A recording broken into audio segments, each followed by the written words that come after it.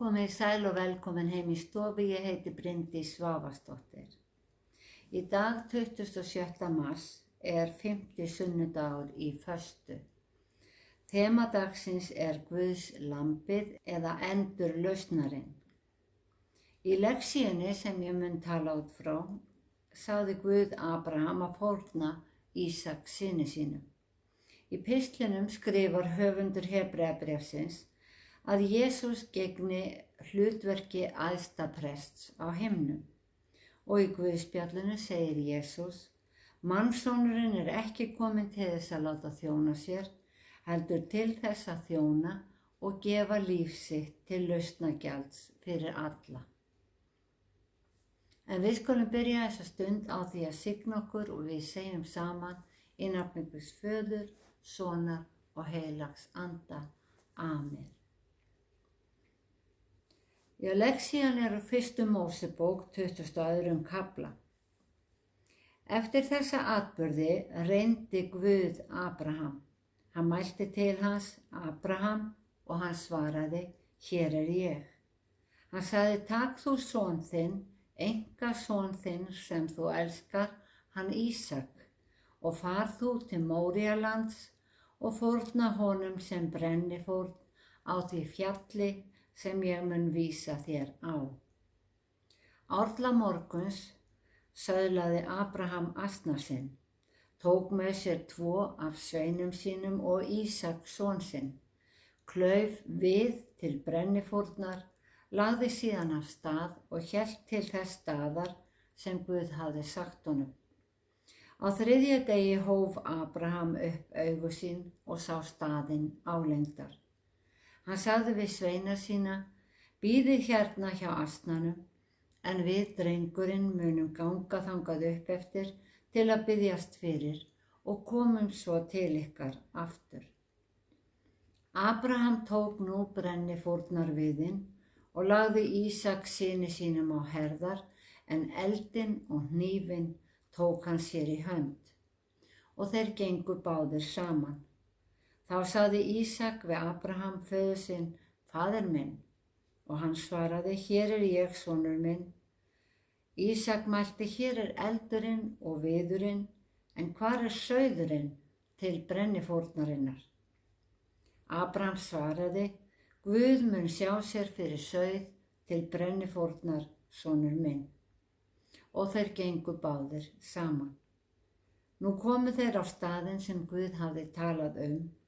Þar reisti Abraham altari, lagði viðinn á, batt Ísak son sinn og lagði hann á altarið ofan á viðinn.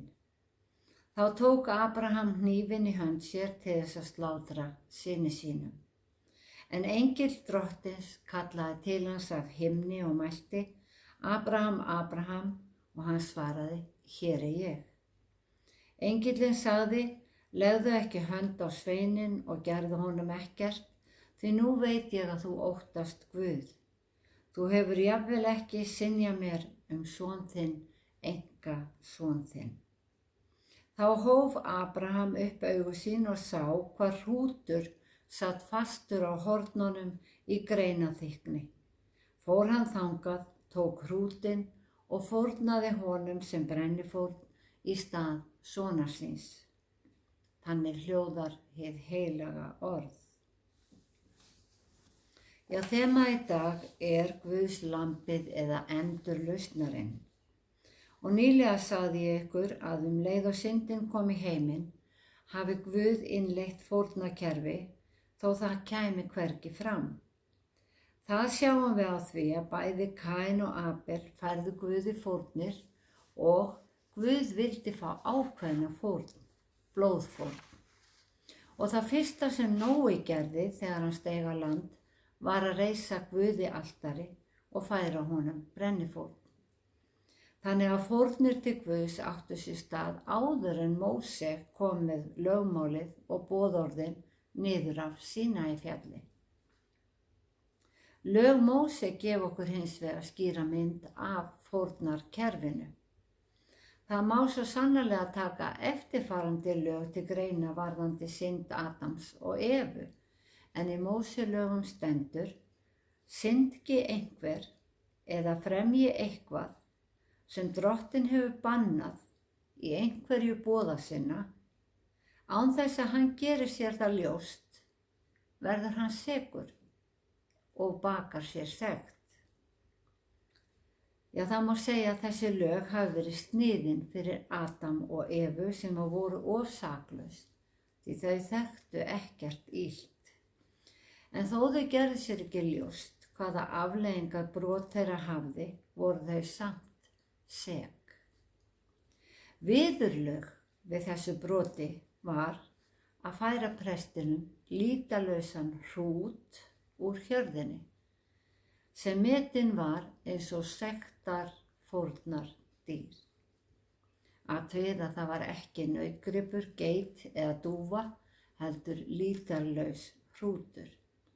Þannig að sektargreiðslan fyrir hina fyrstu synd var lýtalaus hrútur. En víkjum að sögunni af Abraham og Ísak, sem gerist fyrir tíma lögmálsins og áður en líður Guðs fór til Egyptalands. Í þessari frásögn fer Guð fram á það við Abraham að hann fórni Ísak einkasyni sínum. Abraham átti fyrir son með Hagar, ambátt Söru, en Ísak var eini sonur hans sem var fæddur samkvæmt fyrirheiti Guðs. Sagan skýr fyrirboði fórn Jesú, einkasonar Guðs, og var prófraun fyrir trú Abrahams. Reyndar hafði Guð ekki hyggju að leyfa Abraham að ganga í gegnum það, því að Guð hefur talað gegn mannfórnum heiðingja. En fyrirskipun Guðs var: tak þú son þinn, einkason þinn, sem þú elskar, hann Ísak, og far þú til Móríalands og fórna honum sem brennifórn á því fjalli sem ég mun vísa þér á. Og Abraham hlýddi umsvifalaust, og þeir feðgar þurftu að ferðast í 3 daga til að komast á áfangastað, til Móría. Móría fjallgarðurinn þar sem Jerúsalem þar sem Golgata stóð. En í annarri krónikubók segir að Salómon hafi reist hús drottins, þar að segja musteri, í Jerúsalem á Móría fjalli. Já, Abraham var á leiðinni að Golgata með einkason sinn, Ísak. Abraham hefur ekki þekkt landsvæðið, hann hefur ekki gert ráð fyrir því að finna þar eldi við, svo hann klauf viðinn fyrir ferðina og tók með sér. Svo ákveðinn var hann að fylgja boði Guðs. En hann lét Ísak bera viðinn upp á hæðina, og líklegasta skýringin að Abraham hafi verið að niðurlotum kominn á sál og líkama þegar hann sá fórnarhæðina og hann vissi hvað beið hans. Ísak áttar sig á því að það vanti fórnardýr og hann spyr: hvar sauðurinn? Í King James ensku biblíunni bein þýðing: hvar lambið? En Abraham batt Ísak og kom honum fyrir á altarinu. Abraham var 95 ára þegar að Drottinn birtist honum fyrst og gerði við hann sáttmála að margfalda afkomendur hans og gera hana ættföður margra þjóða. Fræðimenn telja að Ísak hafi verið 20-25 ára þegar þeir feðgar fóru í ferðina.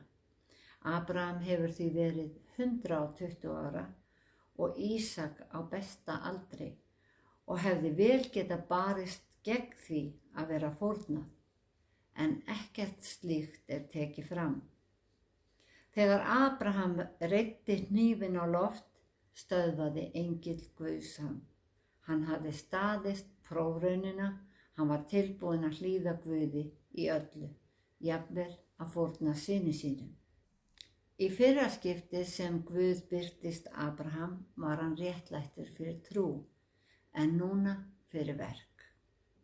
Trú hans var leiðin til hjálpræðis og verkið var sönnun fyrir trú hans. Abraham var þess fullviss að Guð myndi sjá hana fyrir fórnardýri og það varð raunin. Fórnin var hrútur og þið munið að ég sagði áðan að sektargreiðslan fyrir hina fyrstu synd var lýtalaus hrútur. Nærri 500 árum síðar leiðir Móse fólkið út úr Egyptalandi, sótti boðorðin og lögmálið upp á Sínai og fórnarkerfið varð að skjalfestum lögum. Fyrir brottförina frá Egyptalandi átti fólki að slátra lambi. Það átti að vera lýtarlaust, veturgamalt hrút lamb og átti að merkja dyrastafina með blóði þess svo engill dauðans færi framhjá. Síðan voru sérstök fyrirmæli varðandi eldun. Það átti að eta það steikt við eld með ósýrðu brauði og beiskum jurtum.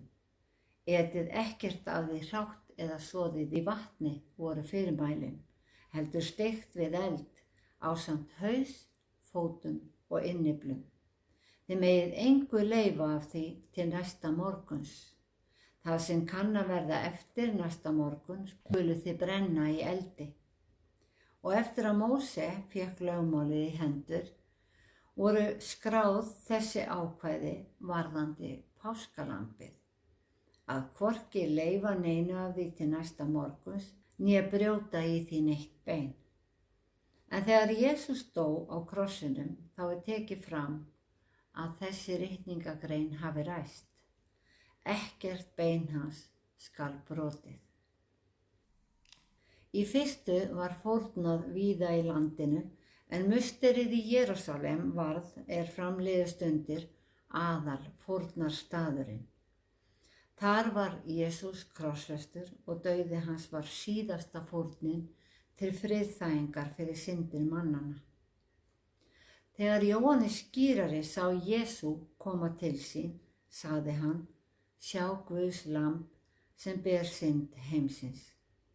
Og í opinberunarbókinni á mörgum stöðum vísað til Jesú sem lambsins. Í spádómi Jesaja Jesú segir: Hann var hart leikinn og þjáður, en lauk eigi upp munni sínum fremur en lamb sem leitt til slátrunar. Já, þemað í dag Guðs lambið. Í sögunni af ferð Abrahams og Ísaks eru tvær áberandi tákmyndir. Ísak hinn elskaði sonur sem án mótbáru hlýddi föður sínum og lagðist á fórnaraltarið, en var reistur upp til áframhaldandi lífs. Hitt táknið hrúturinn, saklaust fórnarlamb, en blóði hans var úthellt fyrir aðra. Síðan sjáum við að sektargreiðslan fyrir hina fyrstu synd var lýtalaus hrútur og þjóð Guðs átti að slátra hrútlambi fyrir brottförina frá Egyptalandi og fyrir blóð þess á dyrastafnum gekk engill dauðans framhjá. Þannig að við sjáum að alla fórnirnar voru fyrirboði fyrir fórn Jesú. Hann Guðs lamb sem kom til þess að gefa líf sitt til lausnargjalds fyrir alla. Og í Rómverjabréfinu segir Páll að kristnir menn eigi að bjóða sjálfa sig fram sem lifandi fórn til Guðs. Því að lögmálið var gefið fyrir Móse, en náðin og sannleikurinn eru komin með Jesú Kristi. Í pistlinum segir höfundur Hebreabréfsins að uppreisin sé Jesús æðstiprestur á himnum og slíks æðstaprest höfum við þörf fyrir. Hann heilagur, svikalaus, óflekkaður, greindur frá syndurum og orðinn himnunum hærri. Hann þarf ekki daglega eins og hinir æðstuprestarnir fyrst að bera fram fórnir fyrir eigin syndir en síðan fyrir syndir lýðsins. Því að það gerði hann í eitt skipti fyrir öll, hann fórnfærði sjálfum sér.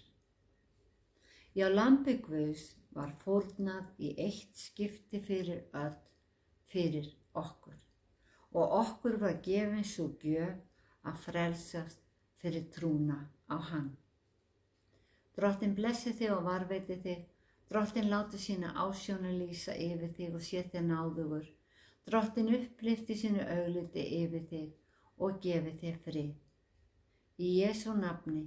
Amen.